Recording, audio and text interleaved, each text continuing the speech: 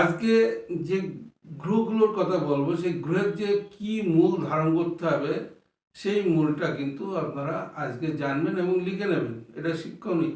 আজকে যেখানেই যাবেন আপনি কিন্তু নিজে জানতে পারবেন যে আমার এই গ্রহের জন্য আমি এই মূলটা নিচ্ছি, এবং সেই মূলটা কোন সুতো দিয়ে পড়তে হবে, কি কালার দিয়ে পড়তে হবে, কি বারে পড়তে হবে, কখন টাইমে পড়তে হবে, সব বলবো। এই জানার জন্যই নিচের বক্সে ফোন নাম্বার আছে, আপনারা জেনে নেবেন।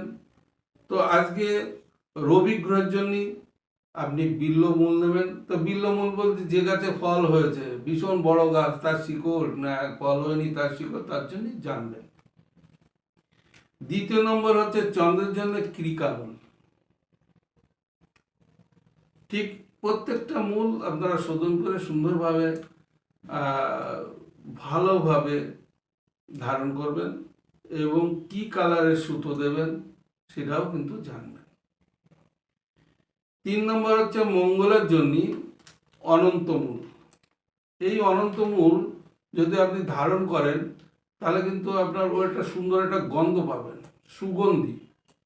প্রচণ্ড মনের জোর আসবে, প্রচণ্ড শক্তি হবে, প্রচণ্ড উদ্যম কাজের কর্মের বিভিন্ন রকম, এবং শত্রু দমন হবে।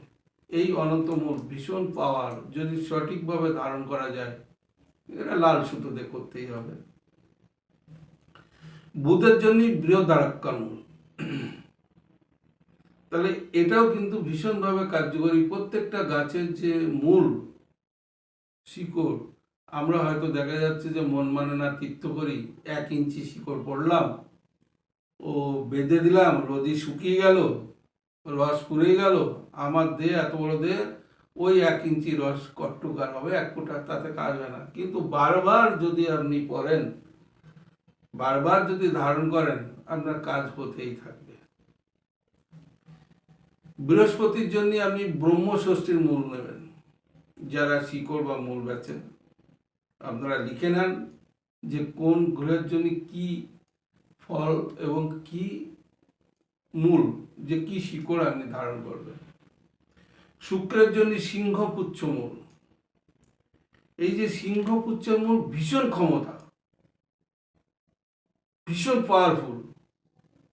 অনেক জায়গায় বেচে, অনেক জায়গায় বেচে না, কিন্তু যারা শিকড় মূল বেচে, যারা গাছ বেচেন, তাদের কাছে জানবেন, নার্সারিতে জানবেন, পেয়ে যাবেন। শনির জন্য শ্বেত বেড়ালা মূল ধারণ করবেন। অবশ্য নীল সুতো দিয়ে শনিবারের দিন পুজো দিয়ে শোধন করে ধারণ করবেন, গ্রহরাজের উপোস নিয়ে শনিবারটা। রাহুর জন্য শ্বেত বিড়ালা ভীষণ কার্যকারী রাহুর জন্য। কেতুর জন্য অশ্বগন্ধার মূল। তো বন্ধুগণ, এই যে মূলগুলো, এই যে শিকড়গুলো কিবারে পড়বেন, কি সুতোতে পড়বেন এবং শোধন করবেন, এর মন্ত্রপুত্র আছে। ঠিক আপনি বাড়িতেও সেই মন্ত্র পুজো করে নিজে আপনি ধারণ করতে পারবেন। তাহলে আজকে এই 9টা গ্রহের মূল শিকড় পড়লাম, জানলাম, 9টা গ্রহের ধাতু জানলাম, 9টা গ্রহের কিন্তু আবার রত্নও জেনে নিয়েছি। তাহলে আজকে আমাদের এই যে কাজটা, আমরা অনেকে জানছি যে আমার এই প্রয়োজন এইটা, কিন্তু জানতে গেলে যেটা সঠিক, যেটা পরীক্ষা, সেটা জানতে গেলে আপনাদের বলে দেওয়া হবে। নিচের বক্সে নাম্বার আছে, এবং এই ভিডিওটা ভালো লাগলে শেয়ার করবেন, লাইক দেবেন।